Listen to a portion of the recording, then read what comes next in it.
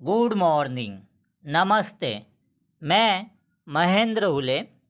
आज हम चेस में पॉन रेस, स्टेलमेट, फुल्समेट और स्कॉलरमेट सीखने वाले हैं। तो चलिए अब हम शुरुआत करते हैं।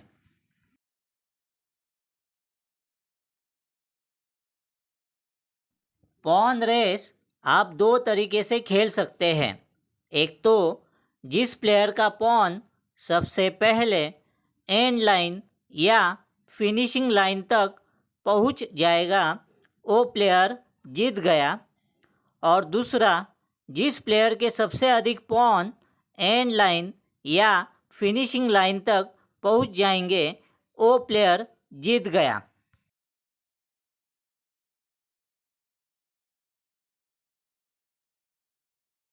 स्टेलमेट। चेस में स्टेलमेट उसे कहते हैं जिसमें किंग के पास चलने के लिए कहीं पर भी लीगल मूव्स नहीं होती है। किंग को कहीं से भी चेक मिला नहीं होता है। उसके बाकी के पीसेस मर गए होते हैं या फिर उन पीसेस को कहीं पर भी मूव्स नहीं कर सकते। ऐसे स्थिति को हम स्टेलमेट कहेंगे। चेस में अगर स्टेलमेट हुआ तो उस गेम को ड्रॉ माना जाएगा और दोनों प्लेयर्स को हाफ हाफ पॉइंट मिल जाएगा।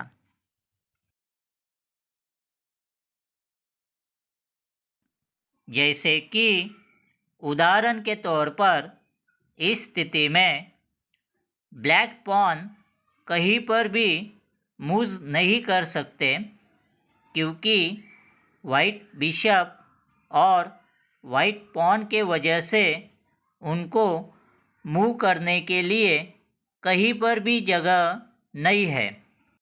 अब ब्लैक किंग H8 पर नहीं मूव कर सकता, क्योंकि वाइट रुक का उसे चेक मिल रहा है।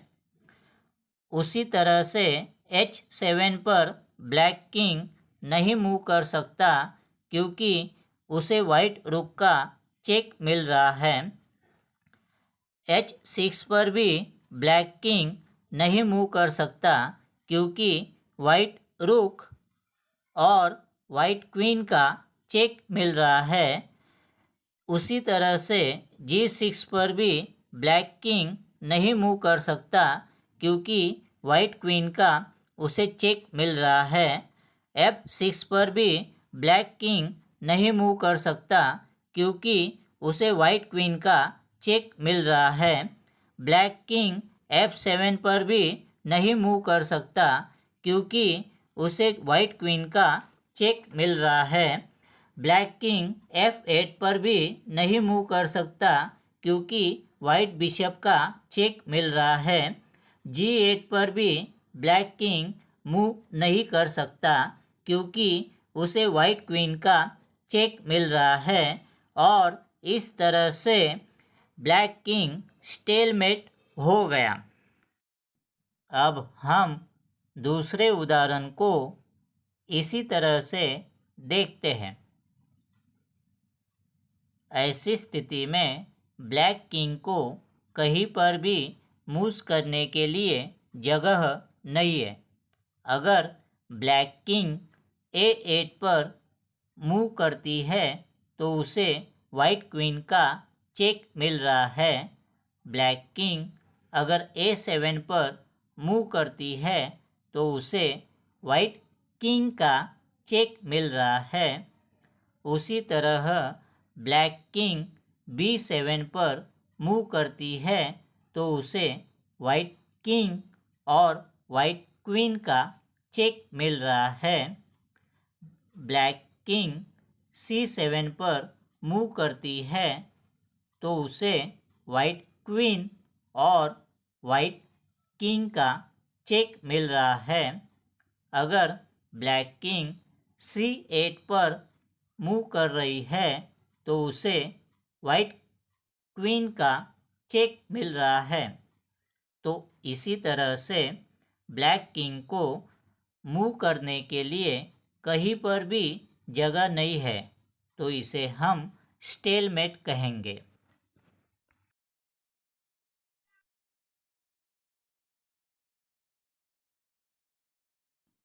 फूल्स met.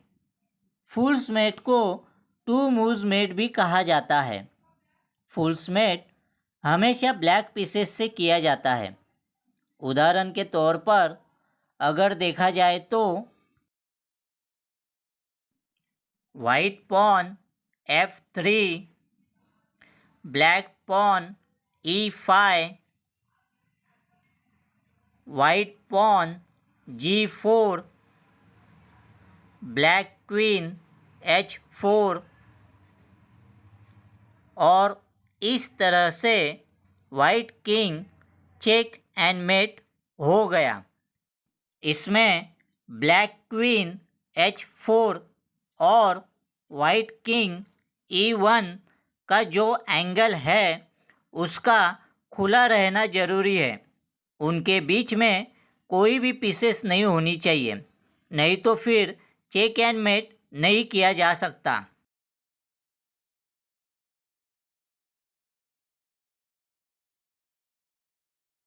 Scholar mate. Scholar mate को फोर मूव्स मेट भी कहा जाता है। अब हम स्कॉलर मेट के दो उदाहरण देखते हैं।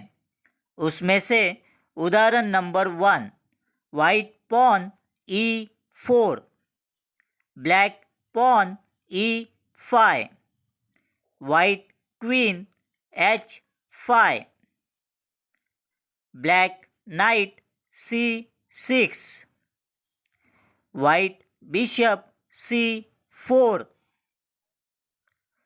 Black knight F6, white queen capture black pawn F7 और इस तरह से ब्लैक किंग का स्कॉलर मेट हो गया।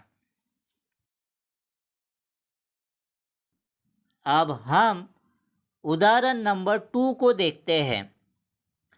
White pawn E4। White pawn E4 खेलने के वजह से वाइट क्वीन और वाइट बिशप को डायगोनल में मूव करने के लिए इजी होता है तथा सेंटर को भी कंट्रोल कर सकते हैं। इसलिए शुरुआत हम E4 से करते हैं। Black pawn E5, white bishop C4, black knight C6, white queen F3, black pawn D6, white queen capture black pawn F7 और इस तरह से ब्लैक किंग का स्कॉलर मेट हो गया। Thank you.